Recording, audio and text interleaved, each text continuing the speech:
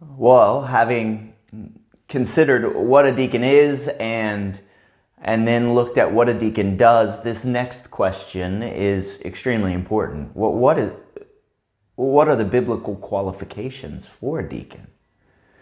When we examine the New Testament, we find several important qualifications for a deacon listed in various parts of the New Testament. Since a healthy deacon ministry helps maintain the unity of the church, this third question is really important. In many respects, deacons set the tone for the entire congregation, and therefore it is essential that they are qualified. And so I just want to quickly run through 6 biblical qualifications that we see for those interested in serving in the deacon ministry.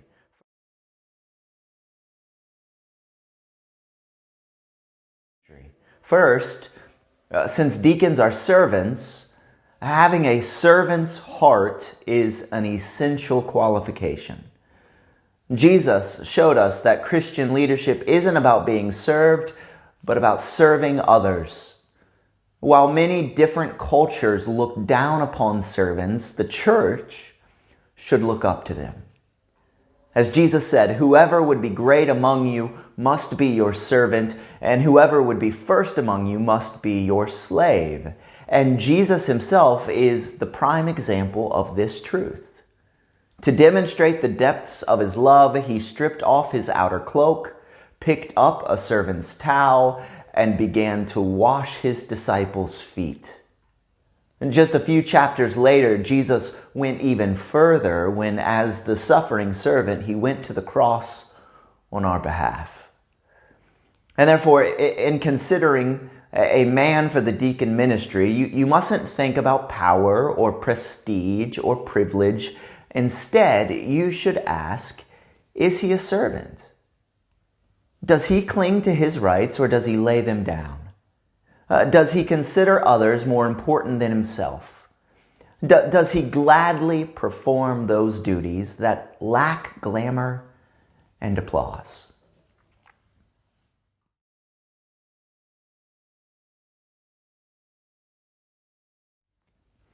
In Acts 6:3, the apostles challenged the church to pick out from among you 7 men of good repute, full of the Spirit and wisdom. This qualification to be Spirit-filled isn't about charismatic gifts or mystical insights. Instead, it is immensely practical. It's about wisdom and godliness. Notice what the apostles do not call on the church to consider. They don't mention anything about wealth or worldly success. They don't prize financial prowess or a charismatic personality. None of those things are bad, per se. They're just not the most important. Instead, the apostles want the church to ask better questions. Does this man evidence the fruit of the Spirit in his life? Does he exhibit godly wisdom? Is he a man of character? Does he have a good reputation? When considering a man for the deacon ministry, a critical requirement is godly character. Is he full of the Spirit?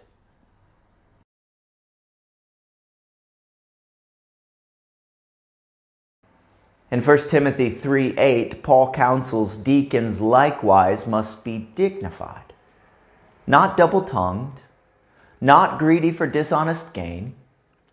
In the New Testament, in the NIV translation, the first qualification listed by Paul in verse 12 is sincere. There are 2 ways that sincerity is essential within a deacon candidate. First, a deacon must be sincere in his speech. He must say what he means and mean what he says. Deacons must not say one thing to one group of people and then something else to another group. That is why Paul further clarifies that they must not be double-tongued. In addition to their speech, deacons must have sincere motives. They must serve with the right intentions. Paul then goes on to clarify a common motivation that is unworthy of the deacon ministry, not greedy for dishonest gain. Since deacons will often serve those in need, those who are particularly vulnerable, it is essential that these men serve the Lord with sincerity, not exploiting the trust that is placed in them. Therefore, in light of this further qualification, when considering a deacon candidate, it's wise to ask some of the following questions. Is this person a man of his word? Is he willing to speak the truth in love consistently without playing favorites?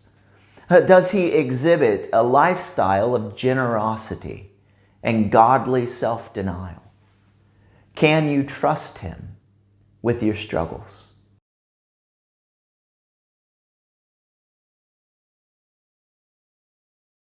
In addition to being servant-hearted, spirit-filled, and sincere, Paul also required a deacon to be sober, not addicted to much wine. Clearly, this qualification applies to a person's use of intoxicating substances, but the principle of sobriety extends beyond alcohol. In many ways, the effects of alcohol serve as a physical parable for the effects of sin. Sin, like alcohol, is intoxicating. It influences people to act and think without proper restraint. When under the influence of alcohol and under the influence of sin, people think, say, and do things they normally wouldn't do in their right mind. While Paul is clearly requesting or requiring a deacon to avoid excessive alcohol, he is hinting at more than just that. Paul is calling for deacons to be self-controlled. So when considering a deacon candidate, ask yourself, is he in control of his thoughts? Does he master his impulses, or do his impulses master him? Is he given to excess? How does he react to unforeseen circumstances or unexpected opposition?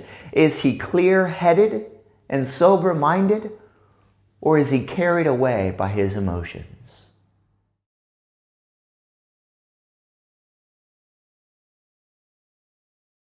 In 1 Timothy 3:9, Paul states that deacons must hold the mystery of the faith with a clear conscience.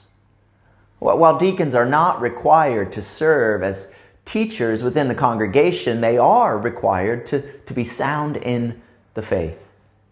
They should have a firm, good grasp of the gospel and be living out the gospel in their lives. And therefore, when you're considering a deacon candidate, it's wise to examine the maturity of his faith. Does he have a credible profession of faith? Is his life marked, defined, shaped by saving faith in Jesus?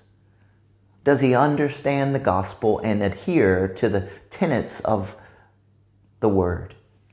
Is he growing in godliness and giving evidence of a vibrant walk with God?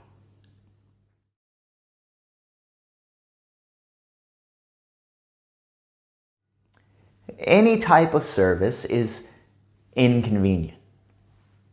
That is no different within the church. While there are great blessings for those who serve within the deacon ministry, there are also great difficulties, frustrations, and demands. While this is blessed work, it is also hard work. In light of this, Paul required deacons to first be tested to determine if they were solid in their commitment. He says, and let them also be tested first. Then let them serve as deacons if they prove themselves blameless. While Paul doesn't explain how this testing is done, we can assume that this testing took time and it required careful examination. In light of this requirement, our church requires deacon candidates to have been full members of the church for at least 6 months. We want them to demonstrate a track record of godliness before appointing them for service. Paul goes on to show us that one of the most important areas to evaluate a deacon's life is in the home. That's why Paul goes on to say, let deacons each be the husband of one wife, managing their children and their own households well. The home is the ultimate testing ground. So it is important to examine if the candidate is a faithful husband and a devoted father. Is he diligent in the care and oversight that he gives to his household? No parent, no matter how godly, can ever ensure the salvation of his children. So Paul isn't demanding that a deacon's children be converted. But it is important and appropriate to ask if the way this man manages his family serves as a stumbling block or a stepping stone for faith in Christ. Therefore, in light of Paul's instructions, it's wise to ask, is the deacon candidate dependable? Is he fully committed to the work of ministry? Does he have time and discipline to serve the church faithfully? Has he been faithful in previous service assignments within the church? How does he manage his family? Is he a one-woman man? Is he a devoted and loving father?